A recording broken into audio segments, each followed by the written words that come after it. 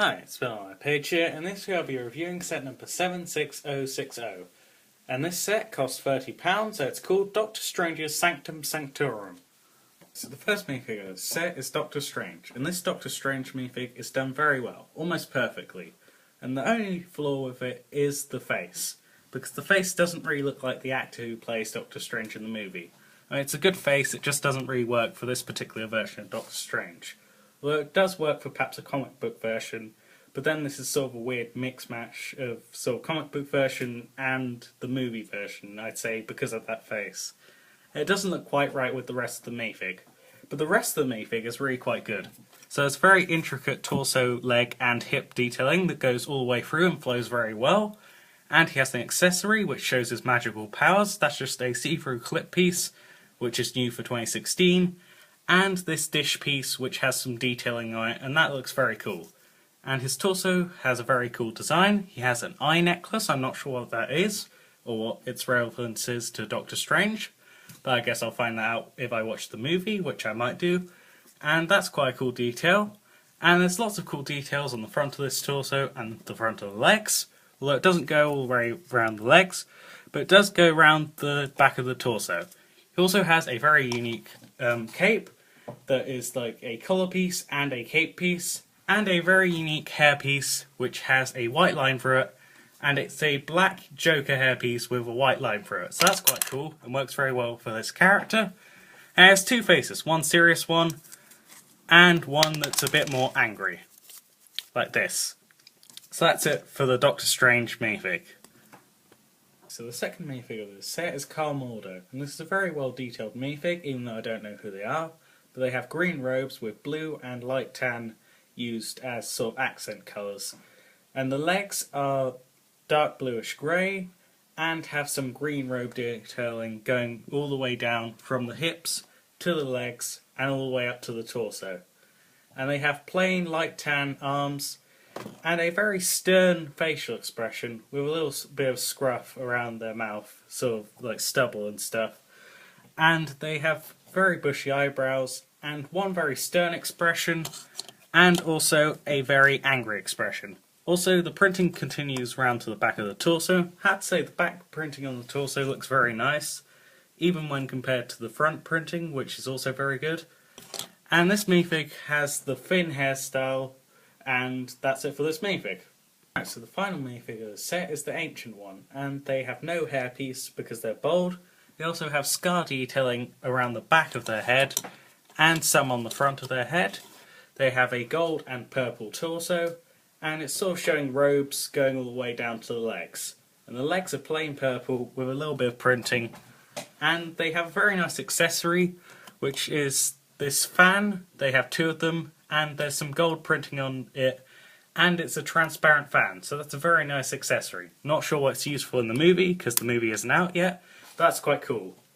And around the back, the printing just continues. There's not much printing around the back, but there's quite a bit on the front, so that's quite cool. And it's a very good, well-printed minifig, and has very cool accessories. Right, so here's Doctor Strange's Sanctum Sanctorum, and this is the main build of this set. Now, this build has lots of very nice details in it. I'll cover those a bit more in detail as I go through this review. Right, so the first part of this Sanctum Sanctorum is this portal beast, and this is a very cool build, and my favourite part of the set, other than the minifigs. So basically what this is there's like a beast coming through a portal, and you turn it around and it flails its arms. And you can also capture a minifig within its arms if you pose it correctly. Although they do tend to slide out of it. But it's still a really cool idea, and it looks really cool and ferocious. And you can also pose the arms around, and there's also this sticker right by the portal beast's arms, and it just shows a little symbol and stuff. That's very well detailed, although I sort of wish it were a print, but perhaps it would be too hard to do as a print. And overall, this portal beast is perhaps the best part of the set, other than the minifigs, and it looks really, really cool and epic.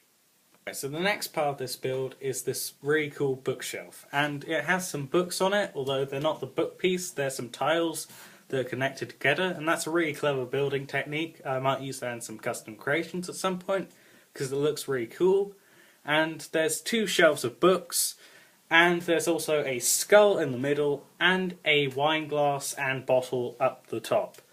And there's also these maps and another wine bottle right there besides this play feature, which I'll get to next. And this bookshelf build, both of these look really cool. So further along in this build is a window, and this is a really cool looking big window. And it has these swords going across it to sort of give it a hatched look. And there's also a wine cup up here, and this table, which is really quite cool. And there's various details there. There's a stickered piece that says Shambles, which is the Wi-Fi password for the Sanctum Sanctorum. And there's some candle builds, which are really quite cool, yet basic. And there's also another stickered piece that says Stark Industries. And in this particular area, there's quite a cool play feature where you can make the characters hover and levitate. And that's really cool and fun. And a really clever idea. It works really well. And you can also rotate them whilst they're in the air, so they can sort of flip from side to side.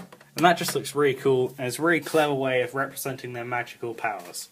So the final segment of the Sanctum Sanctorum is this little area that has various details. First of all, there's this bookshelf, which has a really cool lantern build on it, which has a chain piece and a goblet piece, a stud piece, and a cylinder piece. And that's quite cool, and very basic yet quite cool. And there's another bookshelf build, which as I stated earlier is quite a clever build, although this one has a crystal, a top hat, and some books at the bottom, using that really clever building technique for books, without actually using any books. It's just a few tile pieces there, and there's also a few letters here, and there's also one here, which says to Doctor Strange, and that's quite cool. And for some reason there's a hole on the side. Well, I think it's meant to make this stay in place a bit better. And what this is you push on here, and the cloak sort of levitates. So that doesn't really work that well. Definitely not as well as this feature over here. But I guess it's there, and you can sort of obviously see how this works.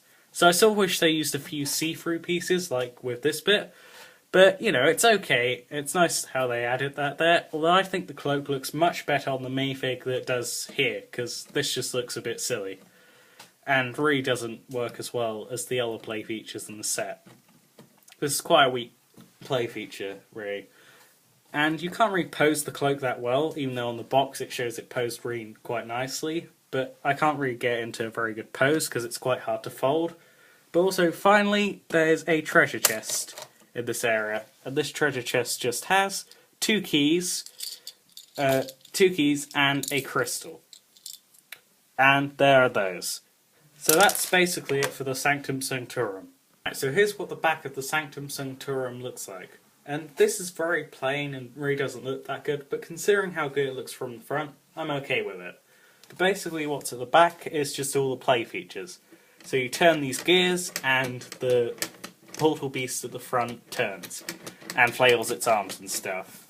And these are just the activators for the hovering mechanism, and this bit makes the cloak of levitation levitate. Well, sort of. As I stated earlier, it doesn't really work that well, but you know, there's all the play features, and there's the back of the Sanctum Sanctorum.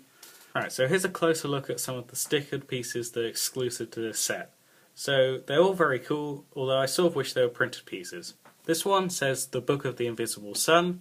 This one's an Easter egg to the second movie trailer for this particular movie, and it's the Wi-Fi password, and it says Shambles.